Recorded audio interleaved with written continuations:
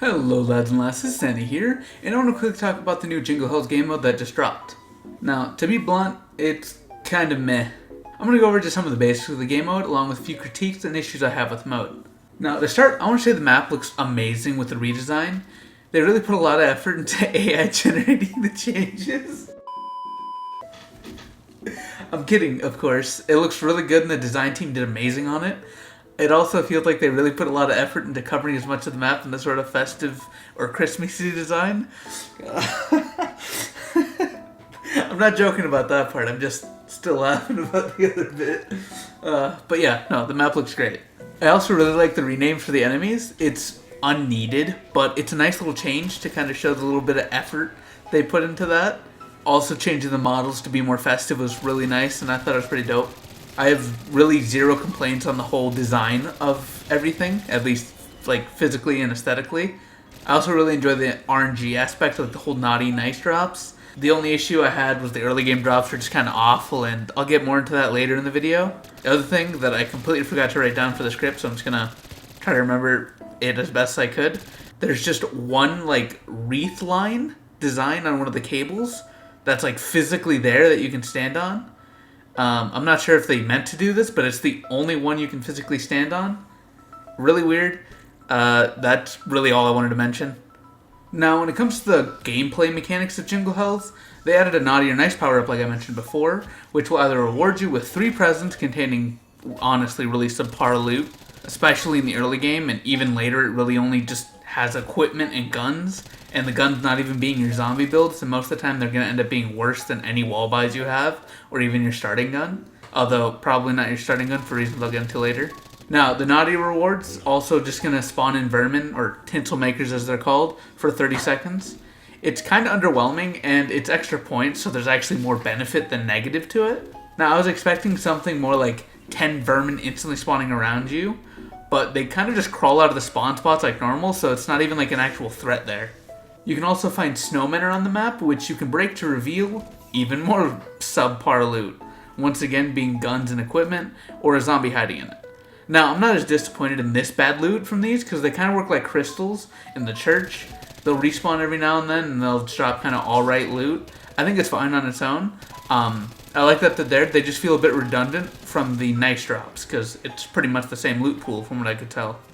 Also, when the Sam trials began spawning, it seemed that they would drop presents by where they spawned, and whenever I opened those, they had better loot than the other, like actual nice reward stuff. I got like ammo mods and stuff like that from them.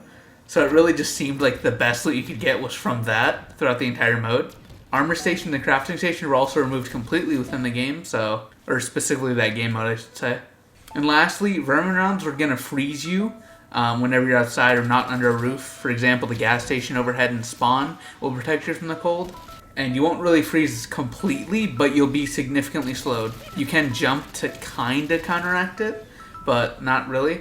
It also really annoyingly feels like the vermin rounds are much more frequent in this mode.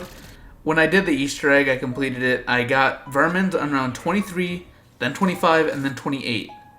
Now normally you're supposed to get vermins like every 5 to 10 rounds. I don't remember if it's every 5 or every 10 in this game. I believe it's supposed to be every 5 or 6 though. But in this, I was getting them like every 2 to 3 rounds, and it's like, why? It didn't make sense. Also, unfortunately, mutant injection manglers don't have a festive look to them when you use the injector to turn into a mangler. You just look like a normal mangler that you'd have because it's a separate model from the ones in-game. Really kind of disappointing, but I'm not that surprised. Now, I don't have really a whole lot positive to say aside from what I already said in the beginning about the game, like the map looking really good. So I'm just going to go into the criticisms and issues I found with the game.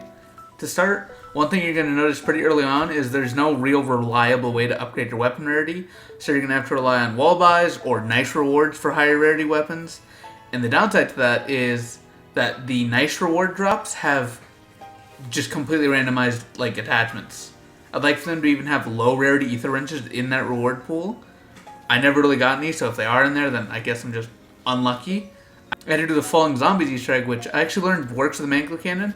I kind of expected it to, but was also kind of surprised that it did work. And through that, I ended up getting a blue wrench on round 10. On top of that, I don't think I got any armor plates from zombies at all. Even with Vulture Raid, I don't think I ever got anything from it.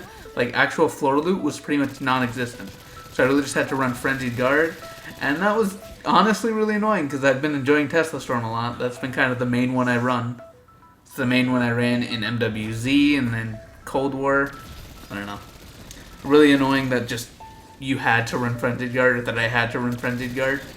And the entire game, it felt like I was just scavenging for armor, never really got any unless I got lucky and finally got a max armor or I bought it off the wall. I honestly could not imagine doing this before the max armor power-up like got buffed, so you get reserves too.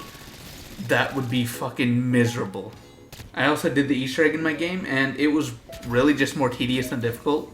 Armor being scarce is really the biggest complaint I got for the entire mode, considering it's Black Ops 6, where zombies hit quickly, and there are a lot of them at once compared to before, where it'd be like 24 zombies on screen at once, along with vermins lunging and doing insane damage. They'd do like 70 damage in a single lunge. There also wasn't really anything different about the Easter egg at all. All the side Easter eggs seemed to work just fine, but even so, I wasn't all too fond of the game mode. It's alright, but personally I'm probably not going to be playing it a whole lot. It has a nice novelty to it, and I think it's worth playing at least once, but I'm not really interested in it aside from the one match I tried. I don't have a whole lot to say, but I'm working on another video involving a possible additional 100% zombies thing I can cover, so look out for that soon. Like and subscribe. Bye-bye.